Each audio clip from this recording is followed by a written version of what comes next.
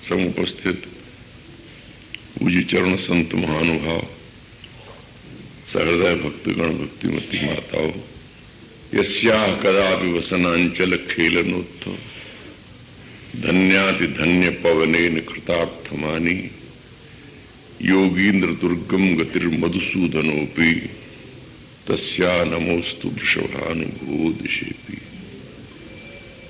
श्रीमद् राधा रस सुधा निधि स्तोत्र ग्रंथ के प्रारंभ मंगलाचरण में वस्तु का निर्देश किया। जिनके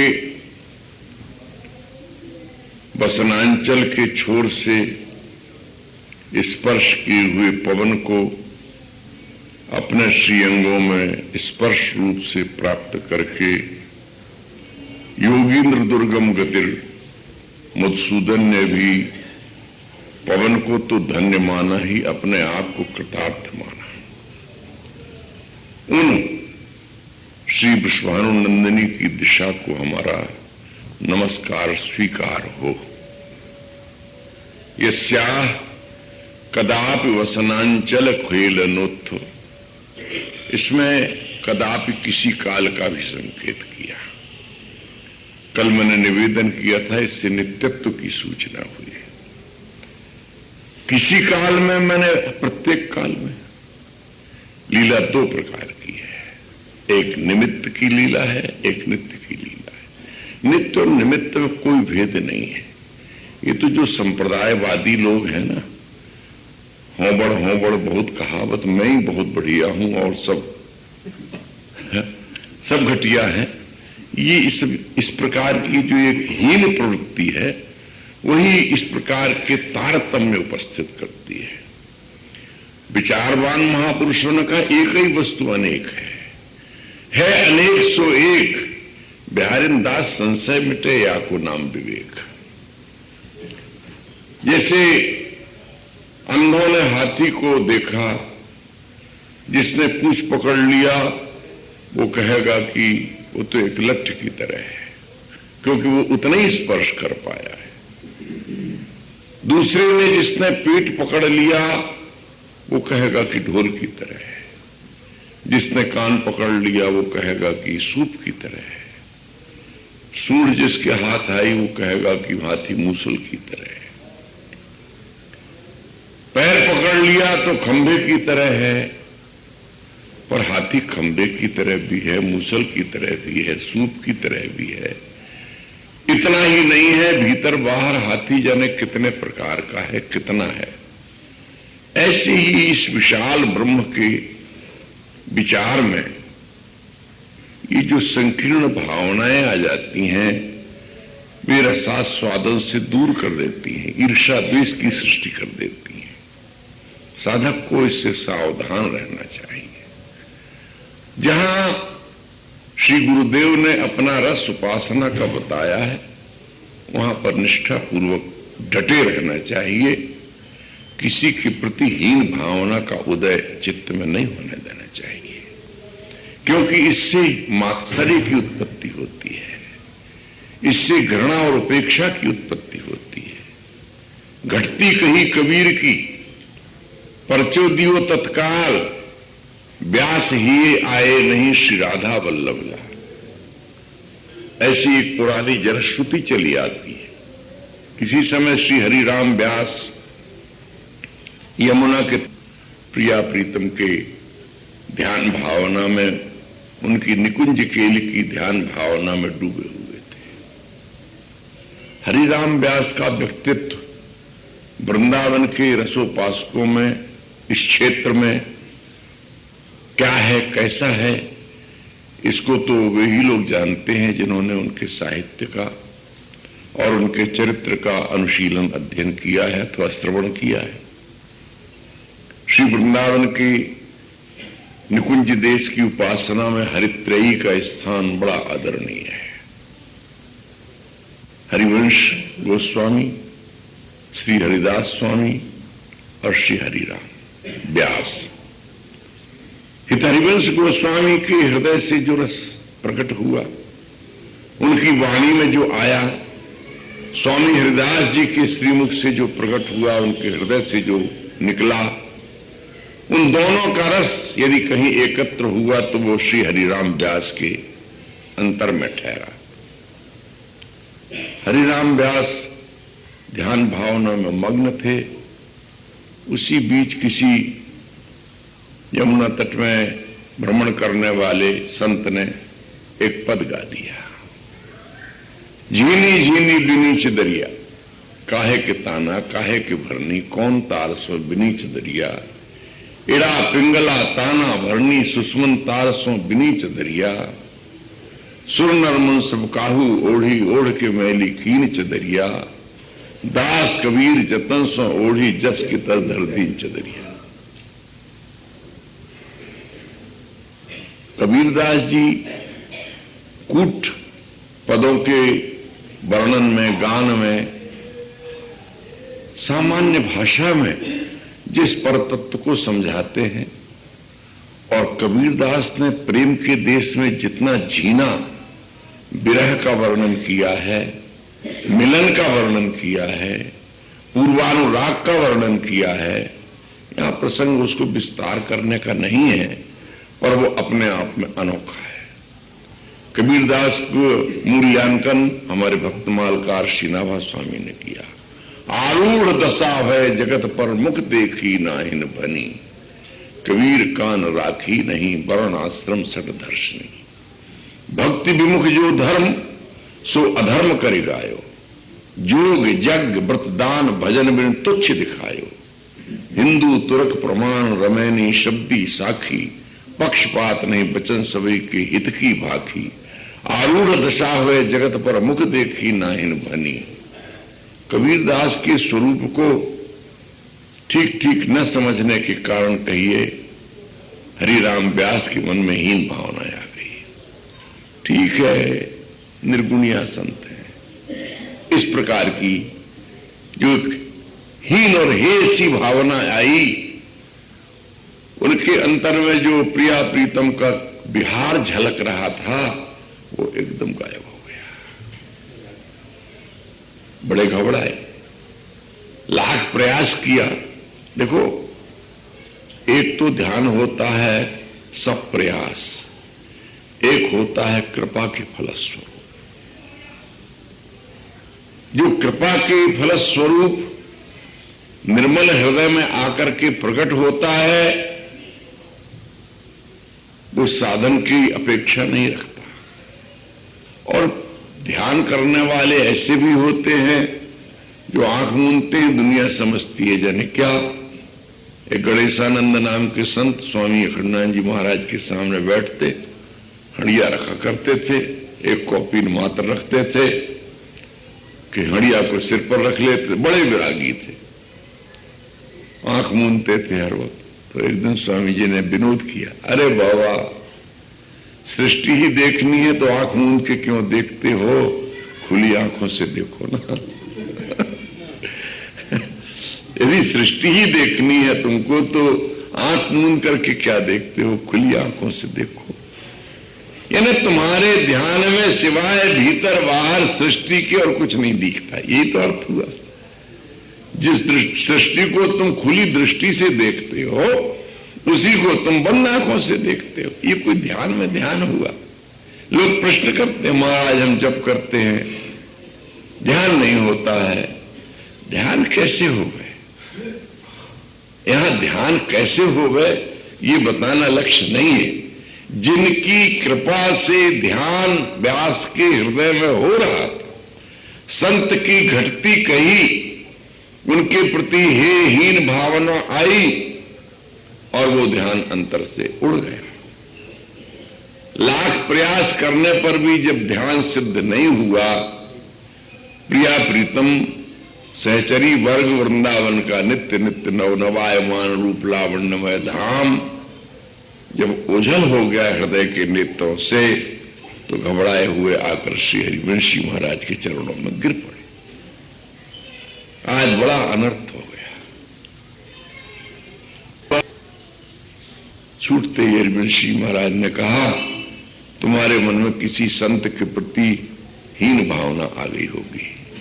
संतापराध बन गया, क्रियात्मक नहीं बना, वचनात्मक नहीं बना, परंतु भावनात्मक अपराध बन गया। और स्पष्ट ही था। उन्होंने कहा, हाँ प्रभु, एक किसी संत ने कबीरदास का पद गाया और उस पद को सुनकर के मेरे मन में ये आ गया कि ये तो निर्गुणिया है। अरे भाई, संत निर्गुणिया है कि सगुणिया है? संत अनुरागी है कि विरागी है? उसके स्वरूप को तो जब तक तुम अंतर्यामी नहीं हो तब तक नहीं जान सकते। संत के स्वरूप और उसकी महिमा को तो अंतर्यामी ही जानता है। कबीर सामान्य नहीं है, जिनकी सेवा में ठाकुर खड़ा हुआ है। कबीरदास के चरित्र में आया है ना कि एक दिन बाजार में बैठे, कपड़े का थान कई दिनों में बन के तैयार हुआ था, जाड़े के दिन थे, बेच करके उसमें जो कुछ भी लाभ होता उससे परिवार चलाते, पूंजी से फिर नया बनाते। एक संत आ गए, बाबा हमको वस्त्र चाहिए, तो फाड़ के देने लगे। संत ने कहा, नहीं नहीं, इतने से हमारा काम, हम तो पूरा थान लेंगे। पूरा दे दिया, प्रॉफिट भी दे दिया और पूंजी भी दे दी। अब लेके जाएं घर में आटा दाल तो कैसे जाएं, क्योंकि था ही नहीं उनके पास, कुछ छिप रहे। ठाकुर जी को चिंता पड़ी, उनकी प्रतिज्ञा है, अनन्याश्चिंतयन्तो मां ये जना पर्युपास्ते तेषां नित्याभियुक्तानां योगक्षेमं वहाम्यहम्। ढकेल में तमाम सामान, आटा है, चावल है, दाल है, घी है, मिर्च है, मसाला है, मेवा है, ले आए। कबीर की मां ने कहा, ना ना ना, मेरा बेटा कभी किसी का प्रतिग्रह दाना नहीं लेता है। और कौन सुनता है, डाल गए। फिर भी कबीर नहीं आए, तो एक रूप कबीर का बना करके हर एक आने वाले को 2.5 सेर बांटना शुरू कर दिया। कबीर के यहां बैठ करके कबीर छिपे बैठे थे। वहां से मानो ठाकुर जी एक साधु के वेश में निकले, बोले, अरे भाई तू कौन बैठा हुआ है, यहां भूखों मर रहा है, कबीर के चला जा। वहां हर एक जाने वाले को 2.5 सेर मिलता है। कबीर ने कहा, मेरे 2.5 सेर तो खाने को नहीं है, देने के लिए कौन आ गया। जब आके देखते तो वहां तो भिखारियों की भीड़ लगी हुई है। जो बांटने वाला था वो जरा सा ओझल हुआ, कबीरदास अपने घर हो गए। उस दिन से उन्होंने कहा, रे तू क्यों सोचे बंदे, सबकी सोचे राम। उन्होंने कपड़ा बुनना इत्यादि सब छोड़ छाड़ दिया। जब वो कर रहा है हमारी चिंता, तो हमें अपनी चिंता करने की क्या आवश्यकता। ऐसे महापुरुष के संबंध में हीन भावना आते ही हृदय से वस्तु का लोप हो गया। इस दृष्टांत से मैं ये बता रहा था कि उत्तम साधक वो है जो गुरु प्रदत्त मार्ग और चिंतन में अपने आप को लीन रखता है। ये जो तारतम्य उपस्थित हुए हैं, ठीक है, इनमें भी अपनी एक सत्यता है। एक ही परमात्मा है, पर उसकी देखने की दृष्टियां भिन्न भिन्न है। भगवती श्रुति कहती है ना कि वह परमात्मा एक है, किंतु जो विद्वान पुरुष हैं, जो उत्तम साधक हैं अथवा उत्तम प्रकार के संत हैं, वे बहुधा वदंती, उसको बहुत प्रकार से, एकम सत विप्रा बहुधा वदंती। सदवस्तु एक है, परंतु विप्रा से तात्पर्य यहां पर वे जो परिनिष्ठित तत्वनिष्ठा में स्थित पुरुष है, वे लोग उसे बहुत प्रकार से वर्णन करते हैं। उसे सगुण रूप से वर्णन करते हैं, उसे निर्गुण रूप से वर्णन करते हैं। भक्ति के क्षेत्र में देखो ना कितने प्रकार है। अगले श्लोक में बात आ जाएगी, जहां कहा ब्रह्मेश्वरादि सुदुरूह पदारविंद श्रीमत् पराग परमाद्भुत वैभवाया सर्वार्थ सार रसवर्षि कृपार्ध दृष्टि तस्या नमोस्तु वृषभानुभुवो दिशेपि सर्वार्थ सार रस वर्ष कृपा दृष्टि। कैसी है हमारी ये वृषभानुनंदिनी, जिनकी दिशा का निर्देश कर रहे हैं। वस्तु निर्देशात्मक मंगलाचरण प्रथम श्लोक में वृषभानुभुवो दिशेपि, इतना तो निश्चित है कि वे वृषभानु भवन में प्रकट हुई हैं, और वही दिशा वृषभानुनंदिनी के चरणों के उपासकों के लिए दिशा है। अब उनकी महिमा का दूसरे श्लोक में जब वर्णन किया तो बताया सर्वार्थ सार रस वर्ष कृपार दृष्ट। उनकी दृष्टि कृपा से सदा आर्द्र रहती है। ऐसा कृपा का स्वरूप स्वामिनी को अनुग्रह मूर्ति माना गया है, प्रियतम को निग्रह स्वरूप माना गया है, क्योंकि उनमें भगवत्ता है, उनमें ऐश्वर्य है।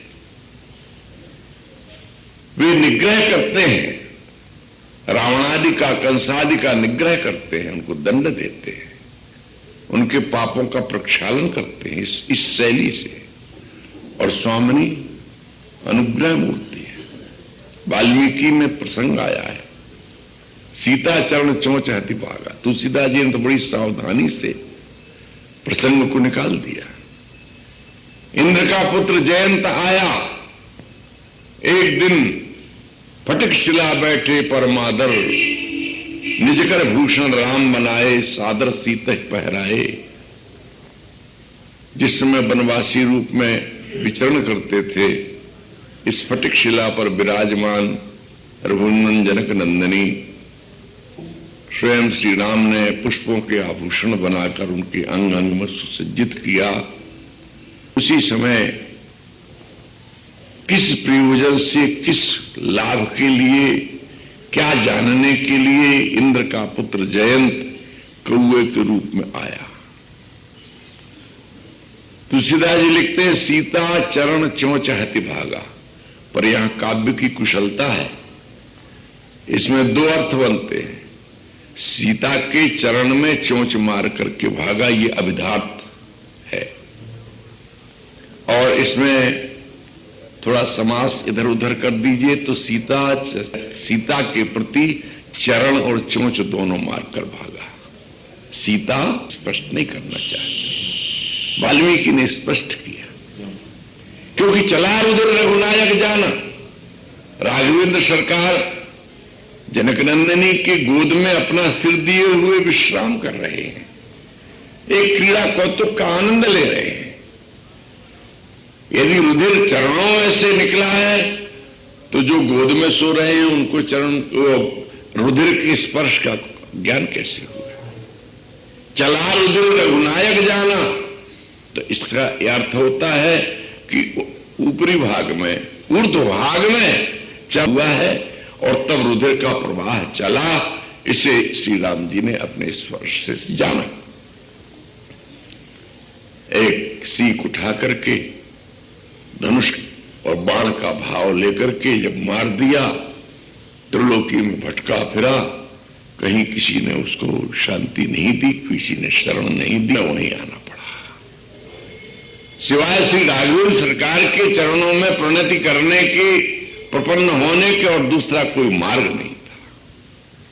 अब और इससे अधिक दंड उसको मिलना चाहिए था, क्योंकि अपराधी सामने आ गया, पर अनुग्रह मूर्ति स्वामिनी ने उसको क्षमा करा दिया। और भी ऐसे अनेक प्रसंग हैं, तो स्वामिनी अनुग्रह मूर्ति है। इसीलिए कहा यत् प्रादुरस्ति कृपया वृषभानुगे, जिनके प्रादुर्भाव में केवल कृपा ही है। इधर हमारे वृंदावन के निकुंज देश में श्री ध्रुवदास जी महाराज ने एक सबैया में कवित्व में वर्णन किया, सहज स्वभाव पर्यो नवल किशोरी जू को मृदुता दयालुता कृपालुता की राशि है। नेक हूं ना रिसके हूं, भूले हूं ना युत सखी, रहत प्रसन्न सदा ये मुख हास हैं। ऐसी सुकुमारी प्यारे लालजू की प्राण प्यारी, धन्य धन्य धन्य तेई जे इनके उपासी हैं। हित ध्रुव और सुख देखियत जहां लग, सुनियत तहां लग, समय दुख पासी है। सहज स्वभाव परिव नवल किशोरी जू। मानव स्वभाव में नित्य एक सी मृदुता, दयालुता, कोमलता, सरलता नहीं है, पर किशोरी के स्वरूप में सहज सहज बिना प्रयास के, जिसको कहना चाहिए स्वधर्म बन गया है। जैसे अग्नि का दाहकत्व अपना एक धर्म है, जल में तरलता उसका अपना धर्म है। लोग कहते हैं धर्मनिरपेक्ष, बेवकूफ है। धर्मनिरपेक्ष तो कोई हो ही नहीं सकता है। धर्म कहते हैं स्वभावगत जो भी एक वृत्ति है, जैसे अग्नि में जलाने की शक्ति है, ये उसका धर्म है। ऐसे ही जल में तरलता अपना एक धर्म है। स्वामी के स्वरूप में क्या धर्म है? बोले मृदुता, दयालुता, कृपालुता। सहज कोमल है, सहज दयालु है। वो एक प्रसंग याद आता है, जयपुर के कोषागार में एक जगन्नाथ भट्ट नाम के व्यक्ति खजांची के पद पर काम करते थे।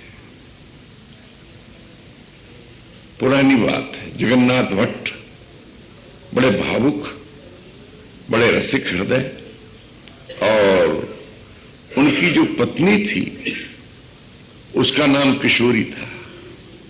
वो भी बड़ी रूपवती, गुणवती, सब प्रकार के गुणों से संपन्न, और दंपति में बड़ा प्रेम। जगन्नाथ भट्ट किशोरी के बिना मानो जी नहीं सकते थे।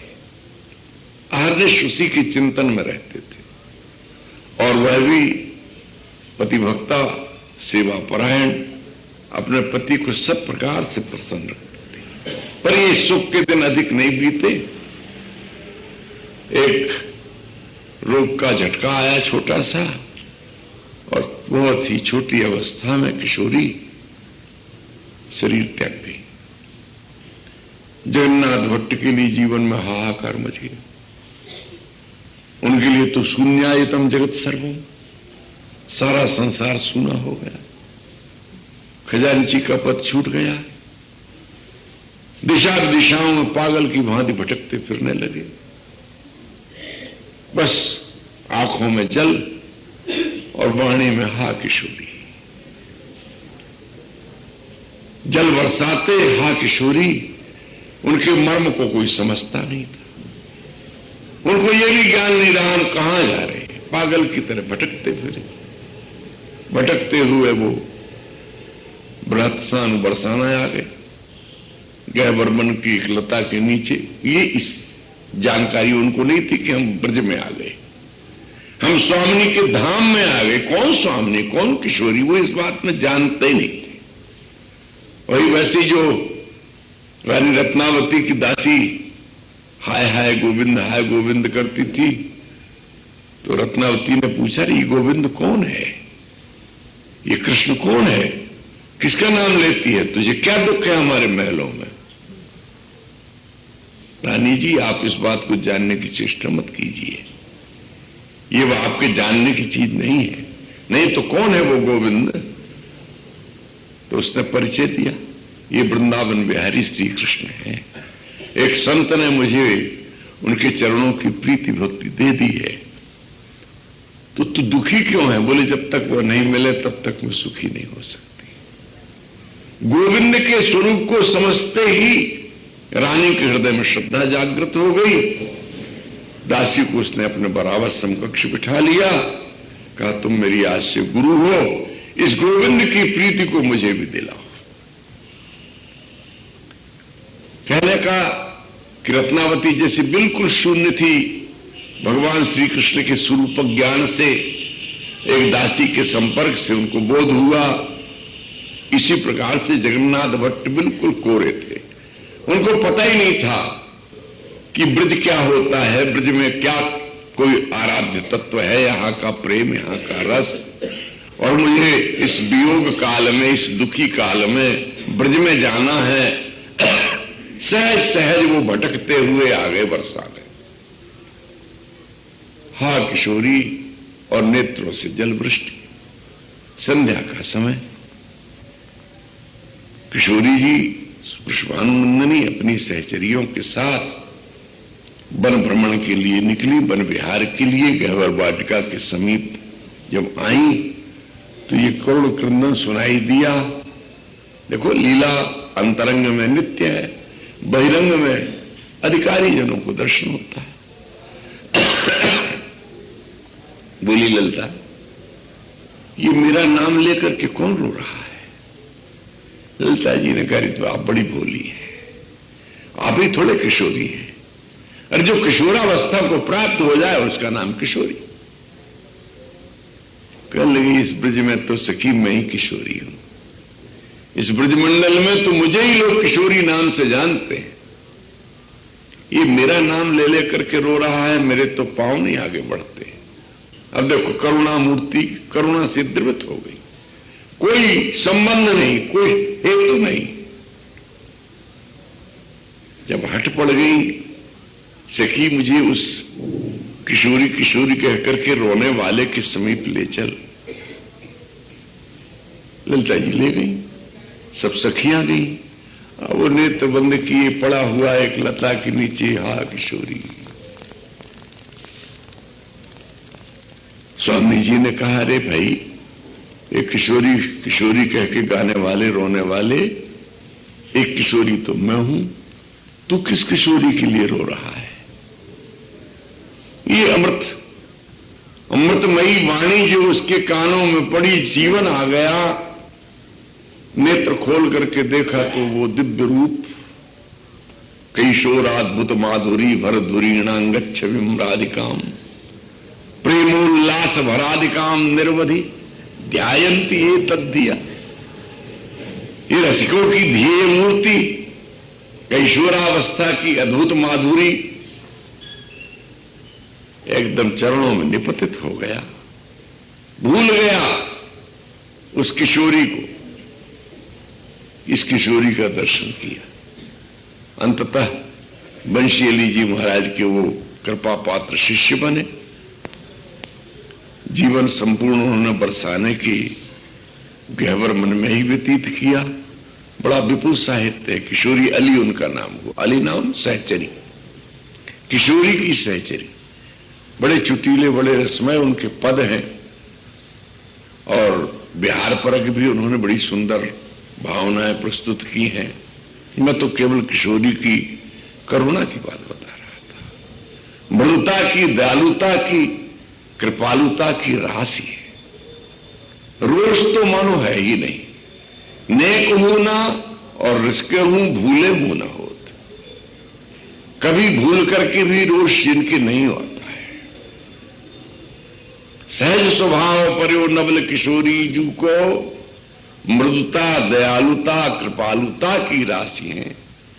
नेक हूं ना रिश्के हूं, भूले हूं न होत सखी, रहत प्रसन्न सदा ये मुख हास्य है। जिनके हृदय में हास्य का आनंद कल्लोल करता रहता है, हास्य स्मित, ये मुस्कान कब हमारे मुख पर प्रकट होती है? जब भीतर प्रसन्नता हो। भीतर की प्रसन्नता ही अधरों पर खेल जाती है। आजकल एक चिपकी हुई हंसी भी हंसते हैं लोग जो नाटककार होते हैं। हंसी को जैसे चेहरे पर चिपकाए हो, भीतर प्रसन्नता नहीं होती, परंतु ओठों को, कपोलों को ऐसे ढंग से प्रस्तुत करते हैं, प्रकट करते हैं जैसे हंस रहे हैं। प्राय आप टीवी में देखते होंगे, नाटकों में भी देखते हैं, कुछ लोग शिष्टाचार में भी कर देते हैं। वस्तुतः मुस्कान, हास्य तो अंतर की प्रसन्नता का द्योतक है। तो किशोरी नित्य प्रसन्न है, नित्य करुणा से युक्त है, रहत प्रसन्न सदा, ये और मुख हास्य है। कोटि जन्मों के